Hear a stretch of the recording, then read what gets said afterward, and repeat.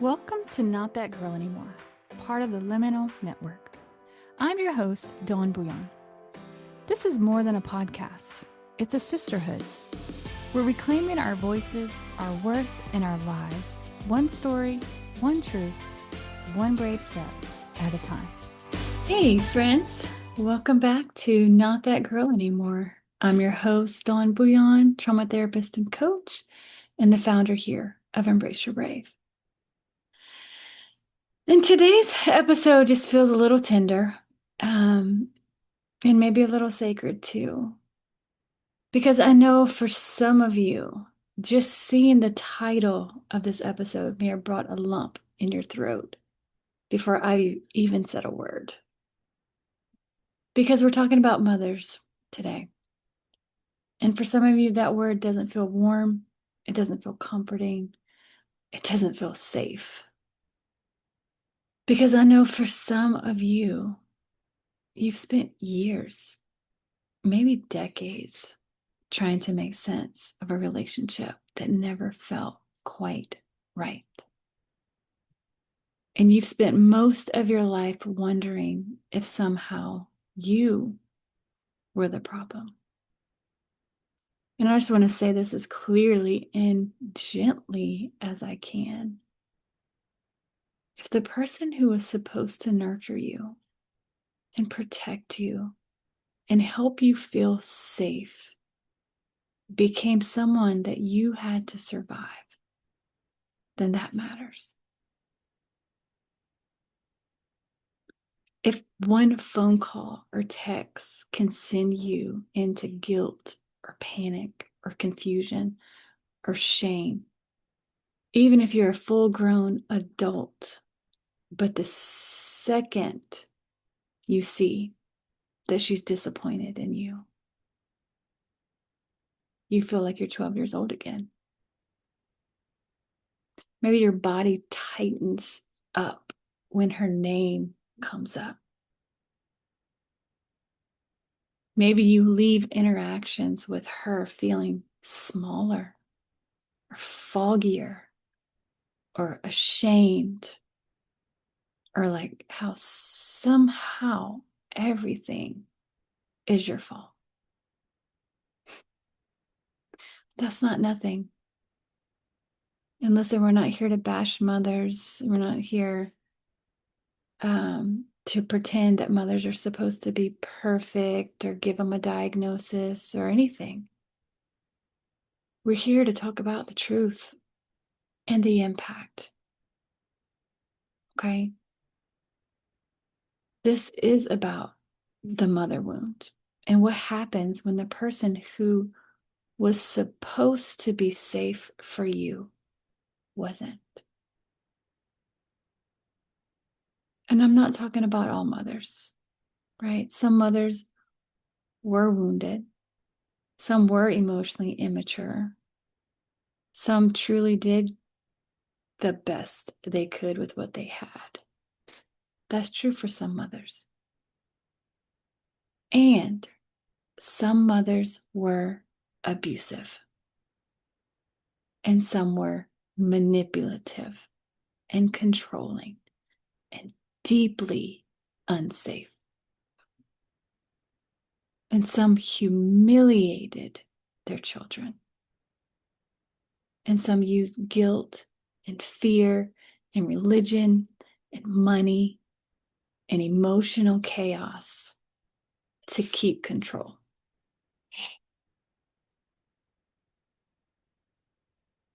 And some mothers protected abusers instead of protecting you. And some mothers became the abusers themselves. And if that's your story, that matters. And maybe it's time that we stop minimizing it. Maybe it's time that we stop calling abuse love. And maybe it's time that we stop explaining away this behavior that wounded you.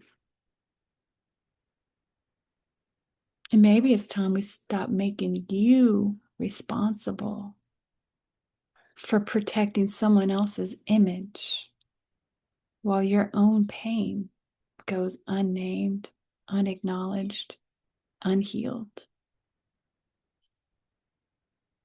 And maybe it's time that we stop asking you to abandon yourself in order to keep the peace.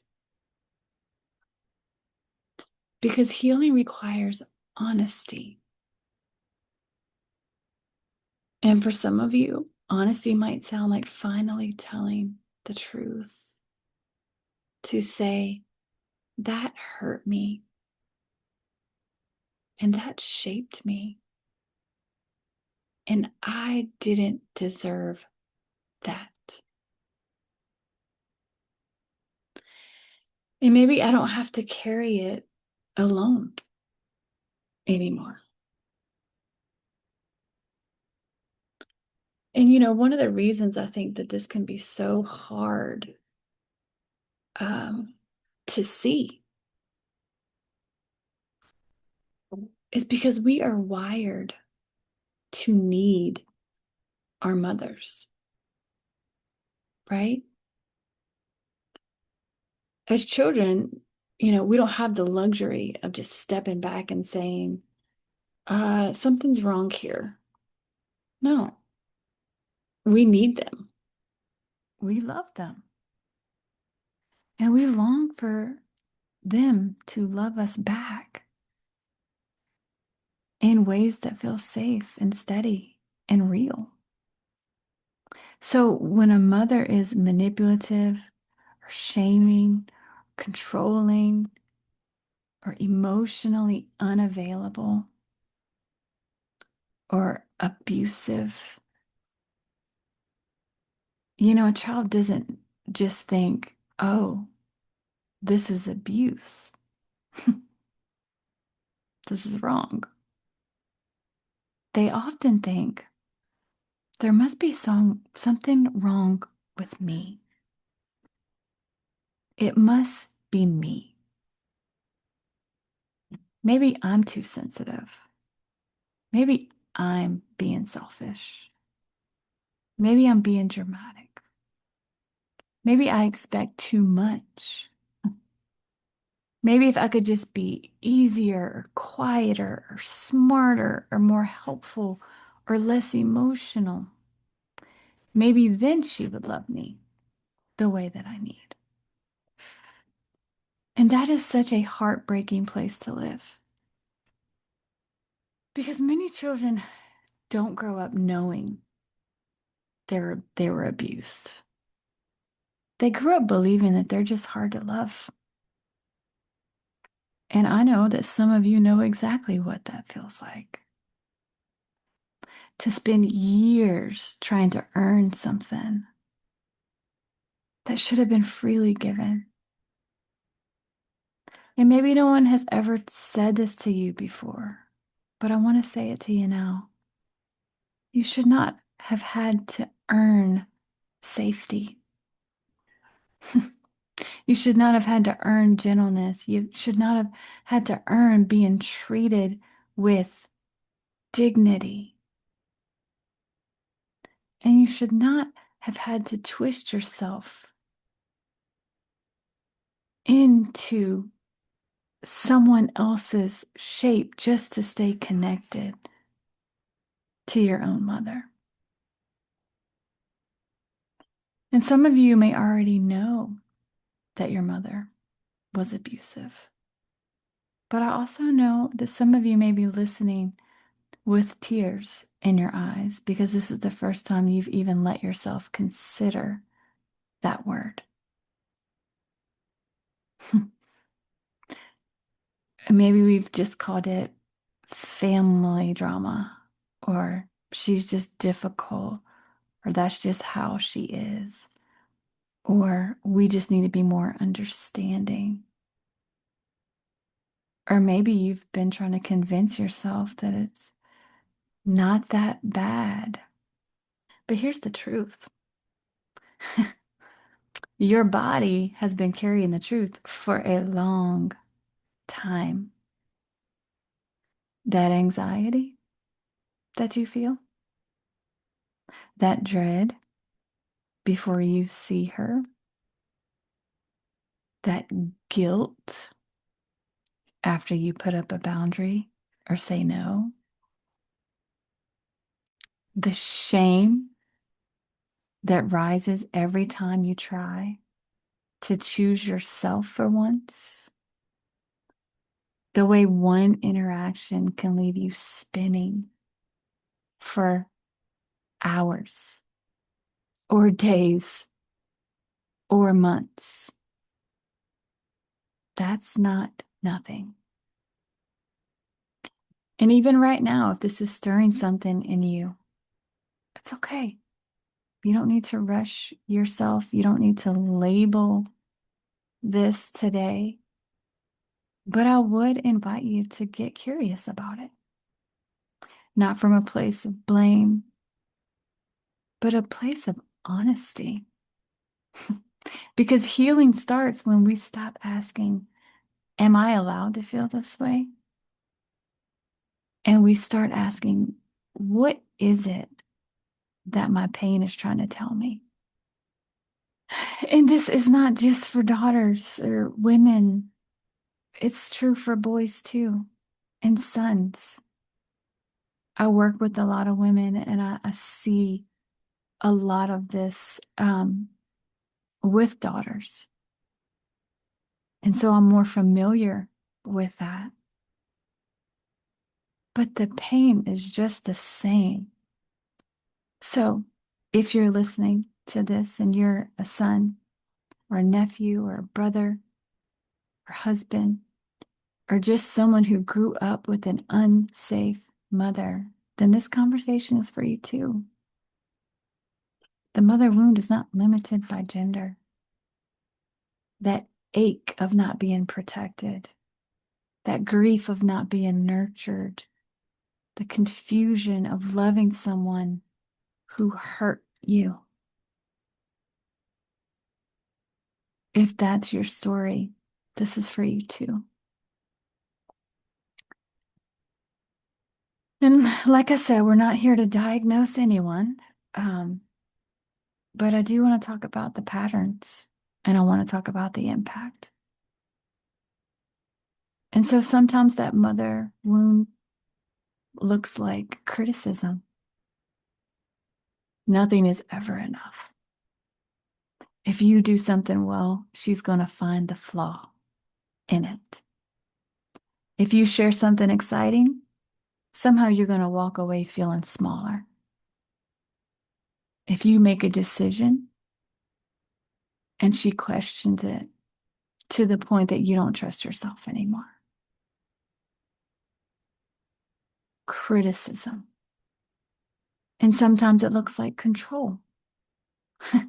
She wants your time, your choices, your body, your parenting, your relationships, your money, your emotions. She wants control of all of those things. And if you try to pull back, then she'll make you pay for it. And then sometimes it looks like enmeshment. You were never allowed to be your own person. You became the emotional support system. You became the confidant, the counselor, the one carrying the burdens that never belonged to you. And that does something to a child. It teaches them that love means taking care of other people at the expense of themselves. It teaches them that their worth is tied to how useful they are, how productive. It teaches them that having needs is dangerous if those needs inconvenience the person with more power. And sometimes it looks like competition. And I know that's hard for people to even imagine or wrap your brain around because mothers are not supposed to compete with their children, but some do. And they compete for attention or for beauty or importance or for control.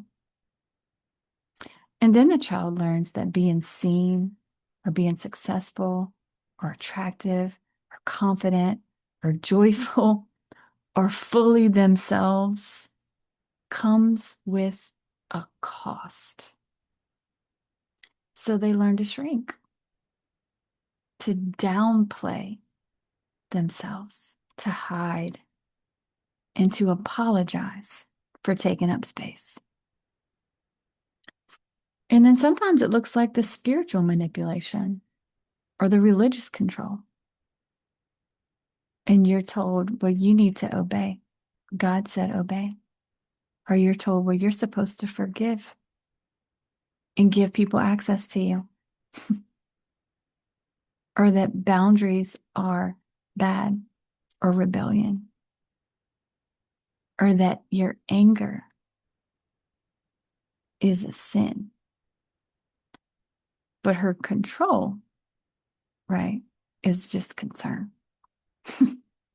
You're told honoring your mother means tolerating whatever she does to you.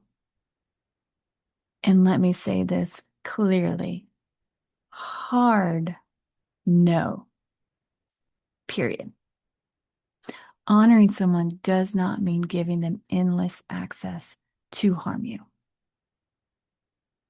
Forgiveness is not the same as trust or access or reconciliation. Compassion is not the same as permission. And being someone's child does not mean you stop belonging to yourself. I know whenever we start talking about mothers, then we want to kind of rush and say, but she did the best she could. And maybe she did. And maybe she didn't. Because some of you had mothers who didn't just make mistakes. Some of you had mothers that were deeply unsafe.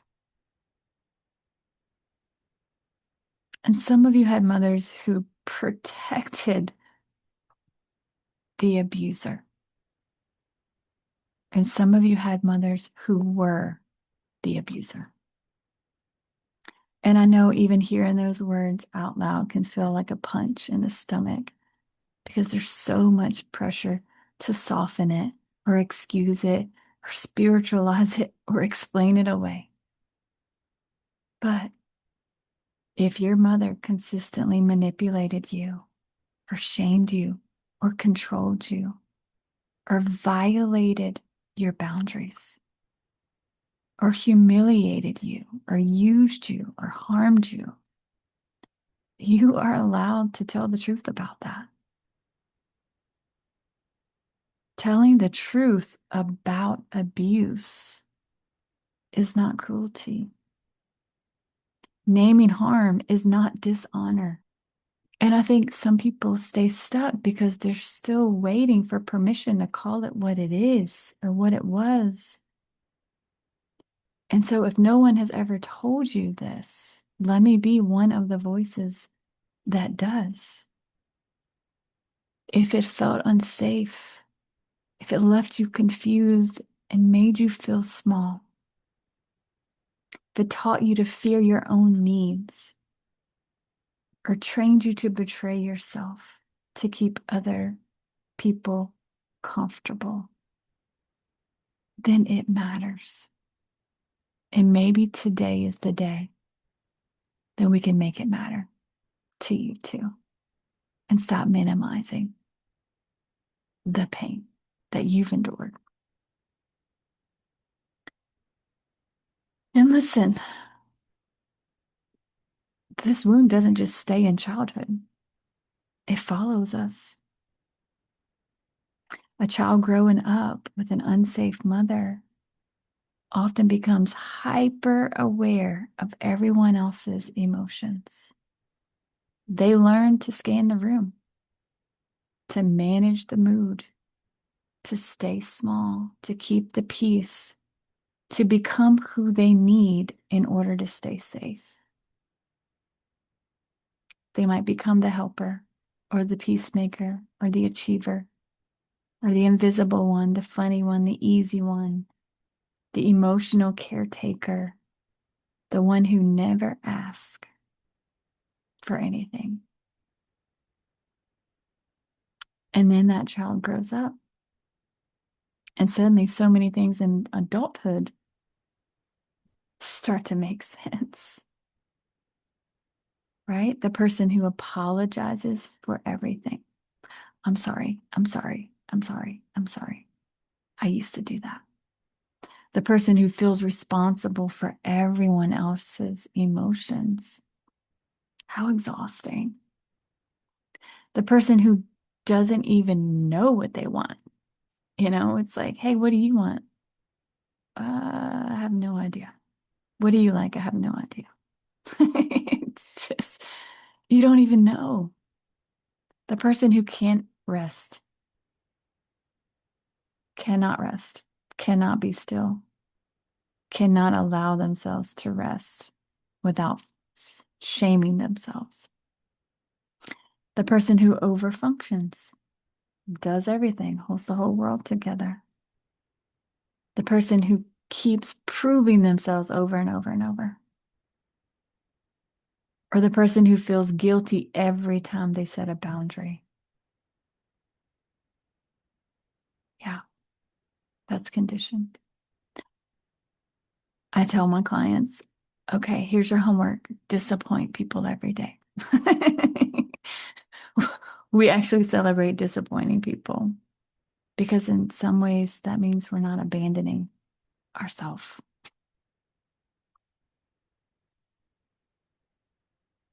Or the person who doesn't trust their own gut. That gets cut off when you don't have that safety and you don't have that trust. You're not weak. You're not too much. You're not failing at adulthood. You've adapted. Your nervous system learned what it needed in order to survive a painful environment. And what helped you survive may be hurting you now. And it doesn't mean you're broken. It just means your body has been trying to protect you for a very long time. And sometimes just realizing that can bring some relief when you realize, oh, that's why. Oh, I'm not crazy. My body was surviving. I'm not overreacting. My body learned that love and danger could live in the same room. And I'm not broken. I'm grieving and I'm unlearning and I'm trying to find my way back to myself. This is the reality of it. Because, yes, we can be angry and we can feel confused.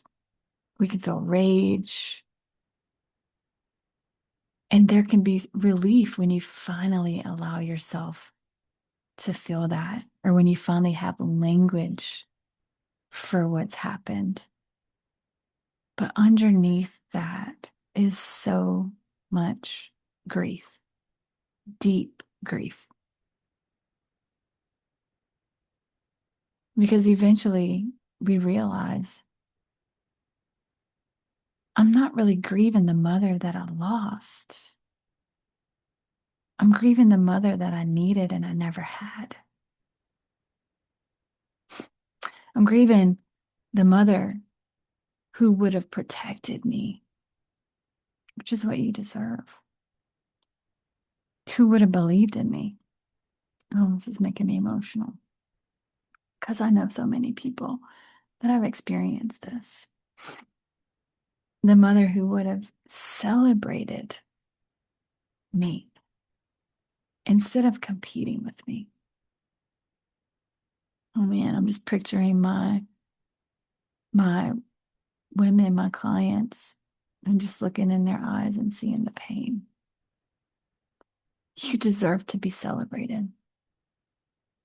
You deserved to be believed. You deserved to be comforted. Grieving the mother who would have taught you that your needs matter. And grieving the mother who would have been safe enough for you to be you and to be fully you. And that's real. And that grief can be so disorienting. And for some of us, we may be talking about someone that's still alive. Maybe someone you still talk to. Maybe someone you still love. Maybe someone you still want. Part of you might still be hoping that she'll finally become who you've needed all along. And that doesn't make you weak. It doesn't make you naive. It doesn't make you pathetic. It makes you human. You're grieving all the energy that you spent trying to earn love, or the years you lost doubting yourself. And even if your mother's still alive, or if she says she loves you, or if you know she had her own trauma, or if no one knows or understands why you're hurting, I think, one of the hardest realities for many of us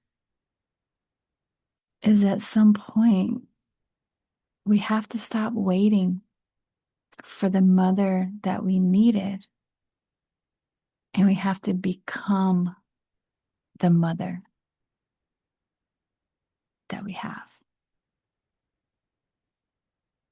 And I know that's heartbreaking because many of us spend decades trying to earn love from someone who simply is not capable of loving in a healthy way or chooses not to. And if that's where you are right now, I just want to tell you this. I see you. That ache makes sense. That grief makes sense. That confusion makes sense.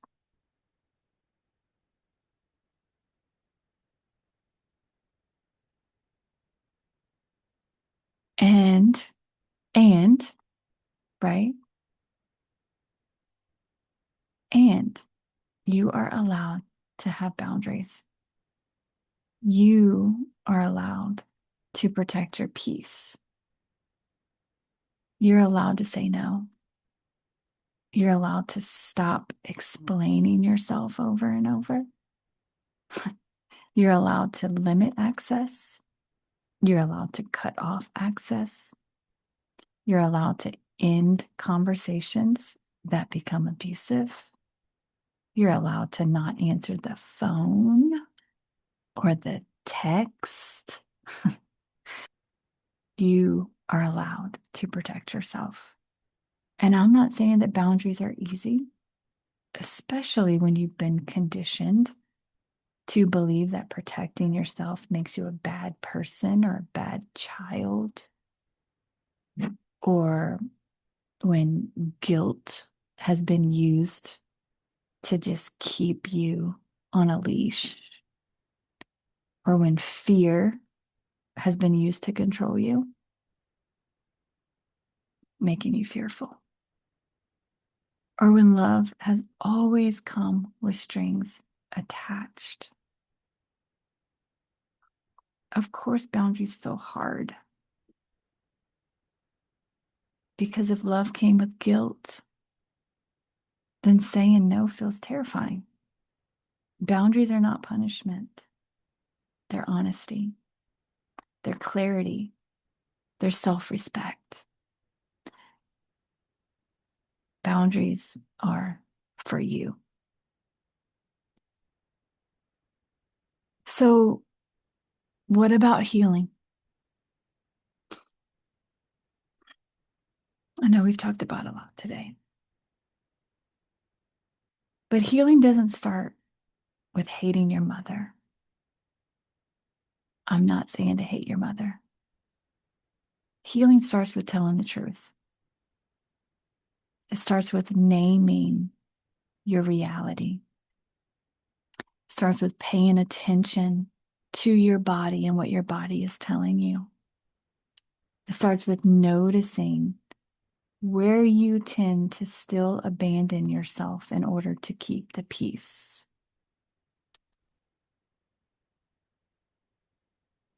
And grieving what you didn't get.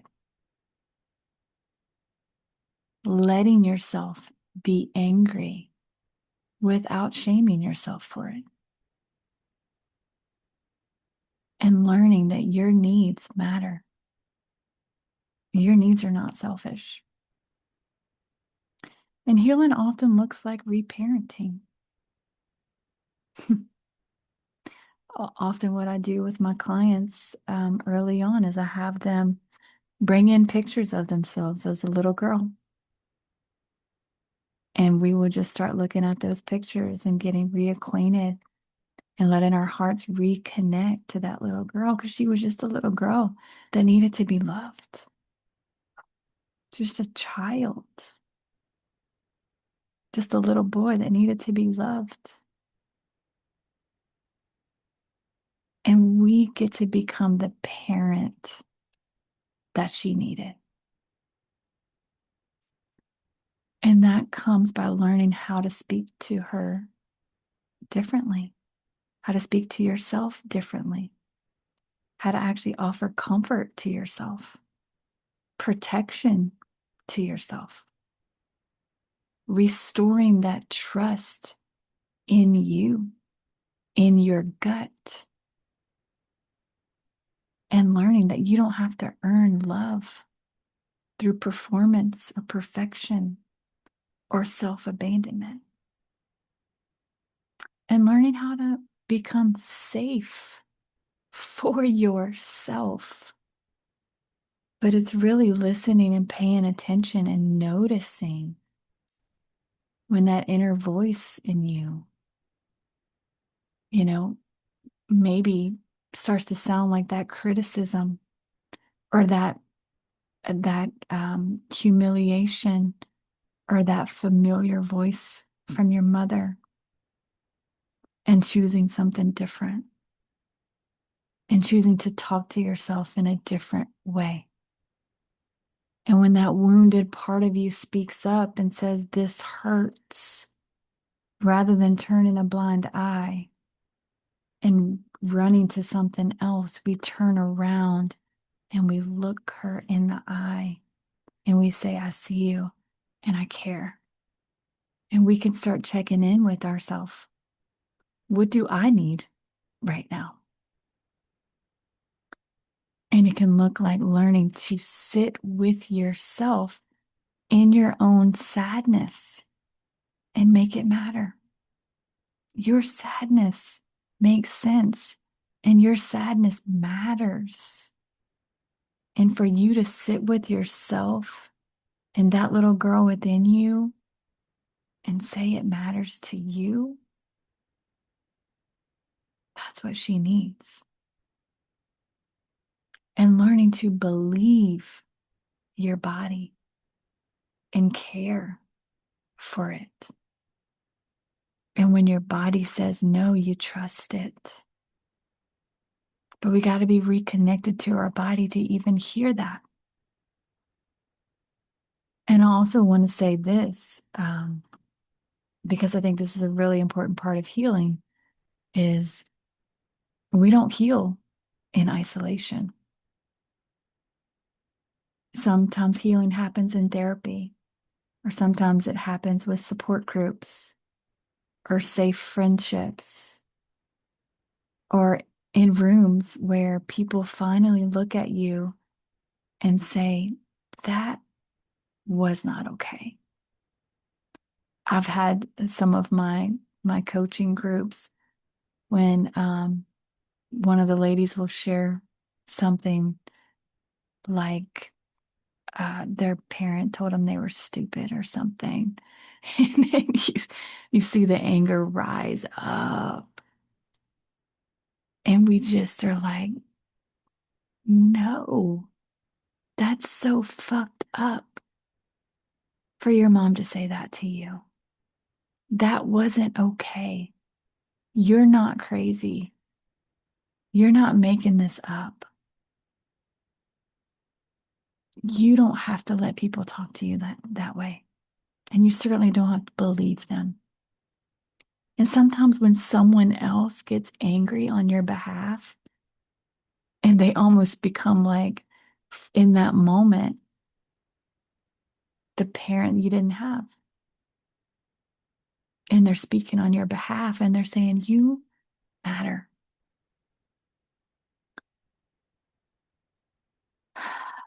And if you've never had that before, if you've never had someone gently remind you of the truth without shaming you,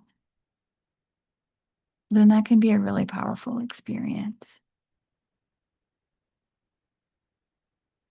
Because an important part of healing is not just understanding what happened, but it's about having a corrective experience, having a different experience. You know, how we talk about how we're harmed in relationship, but we're also healed in relationship. And so being with safe people matters. And listen, if you've never experienced this before, come to one of my groups. We're doing this the whole time. And your growth matters. Those small steps that you take towards yourself and towards your healing, we're here to celebrate it with you. You're not alone in that either. We truly are better and stronger together.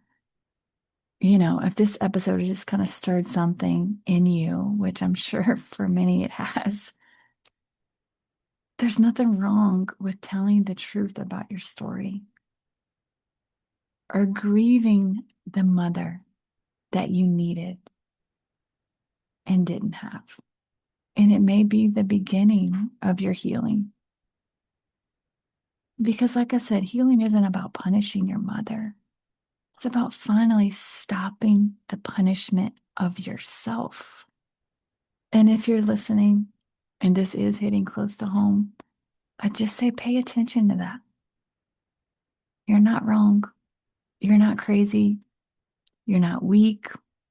You're not too sensitive. You're not selfish or needy or disloyal for protecting yourself. And you're not alone. If there's a part of you that's still just angry, I see you. It matters. It's okay. If part of you is just still confused or still hoping or still trying to make sense of what happened, I see you too, boo.